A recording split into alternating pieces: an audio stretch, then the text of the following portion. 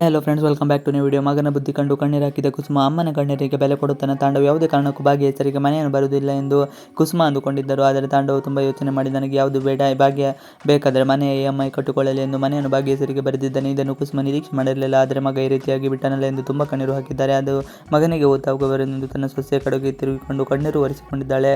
ಮೊದಲಿನಿಂದಲೂ ಕೂಡ ಭಾಗ್ಯಳನ್ನು ಕಂಡರೆ ತಾಂಡವ್ಗೆ ಆಗುತ್ತಾ ಇಲ್ಲ. ಅದಕ್ಕಾಗಿ ಭಾಗ್ಯಳಿಗೆ ಏನೇನೋ ಮಾತುಗಳನ್ನು ಆಡುತ್ತಿದ್ದಾನೆ. ನಿನ್ನ ಮಾತುಗಳಿಂದಲೇ ಅಮ್ಮ ಇಷ್ಟೆಲ್ಲ ಹಾಡುತ್ತಿರುವುದು, ನೀನು ನರಿ ಬುದ್ಧಿಯವಳು ಎಂದೆಲ್ಲ ಕೇಳುತ್ತಾ ಇದ್ದಾನೆ. ಭಾಗ್ಯಗೆ ತುಂಬ ಅಳು ಬಂದಿದೆ.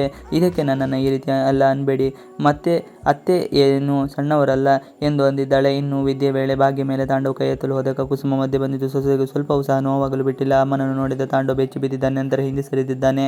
ಇದೇ ವೇಳೆ ಕುಸುಮ ಅವರು ತಮ್ಮ ಮಗನಿಗೆ, ನಾನು ಇಲ್ಲಿಯವರೆಗೆ ಈ ತನಕ ಓದಿಸಲು ಬೆಳೆಸಿದ್ದು ಎಷ್ಟೊಂದು ದುಡ್ಡು ಖರ್ಚಾಗಿದೆ, ಅದನ್ನು ಏನು ಮಾಡುತ್ತಿದ್ದೀಯ ಎಂದು ಕೇಳಿದ್ದಕ್ಕೆ ಇದಕ್ಕೆ ತಾಂಡವ್ ಹಣ ಕೊಡುತ್ತೇನೆ ಎಂದು ಹೇಳಿದ್ದಾನೆ. ಈ ಮಾತನ್ನು ಕೇಳಿದ ಕೂಡಲೇ ಕುಸುಮಗೆ ತನ್ನ ಮಗ ಎಷ್ಟು ಬದಲಾಗಿ ಹೋಗಿದ್ದಾನೆ ಎಂಬ ಅರಿವಿಗೆ ಬಂದಿದೆ. ನಂತರ ತಾಂಡವ್ ಬಳಿ ಬಂದು, ಕುಸುಮ, ನಾನು ನಿನ್ನನ್ನು ಪರೀಕ್ಷೆ ಮಾಡಿದೆ. ನನ್ನ ಮಗ ನೀನಲ್ಲ, ನನ್ನ ಮಗ ತಾಂಡವ್ ಈಗ ದುರಂಕಾರದ ಬದಲಾಗಿ ಹೋಗಿದ್ದಾನೆ ಎಂದು ಹೇಳಿದ್ದಾನೆ. ತಾಂಡವ್ಗೆ ಅಮ್ಮನ ಕಷ್ಟ ತಿಳಿಯುತ್ತಾ ಮಗನಿಗೆ ಬುದ್ಧಿವಾದ ಹೇಳಿದ ಕುಸುಮ. ಇಷ್ಟೆಲ್ಲ ಮಾಡಿದ ಮೇಲೆ ಕುಸುಮ ತಾಂಡವ್ ಬಳಿ, ನಿನ್ನ ಸಾಕುಗೆ ಎಷ್ಟೆಲ್ಲ ಖರ್ಚು ಬೇಕು, ಕಟ್ಟುಬಟ್ಟೆ ಎಂದು ಹೇಳಿದ್ದಾಳೆ.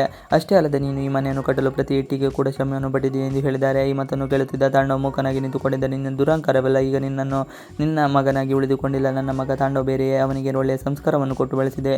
ಅವನಿಗೆ ಅಪ್ಪ ಅಮ್ಮ ಬೇಕು, ಆದರೆ ನನ್ನ ಮುಂದಿರುವ ತಾಂಡವ್ಗೆ ಯಾರು ಬೇಡವಾಗಿದೆ ಎಂದು ಕುಸುಮ ಹೇಳಿದ್ದಾಳೆ. ನನಗೆ ನನ್ನ ಹಳೆಯ ತಾಂಡವ್ ಬೇಕು. ಅವನಾಗಿದ್ದರೆ ಅಮ್ಮ ನನಗೆ ಇದ್ಯಾವುದು ಬೇಡ, ನಾನು ನಿಮ್ಮ ಜೊತೆಗೆ ಇರುತ್ತೇನೆ ಎಂದು ಹೇಳುತ್ತಿದ್ದ. ಆದರೆ ಇಲ್ಲಿವರು ತಾಂಡವ್ ಬೇರೆ. ಅವನಿಗೆ ಮನೆ ಬೇಡ, ಅಪ್ಪ ಅಮ್ಮ ಬೇಡ, ಮಕ್ಕಳು ಬೇಡ, ಯಾರೂ ಬೇಡ. ಅದಕ್ಕಾಗಿ ನನಗೆ ಈ ತಾಂಡವ್ ಬೇಡ, ಅವನ ಆಸ್ತಿಯೂ ಕೂಡ ಬೇಡ ಎಂದಿದ್ದಾಳೆ.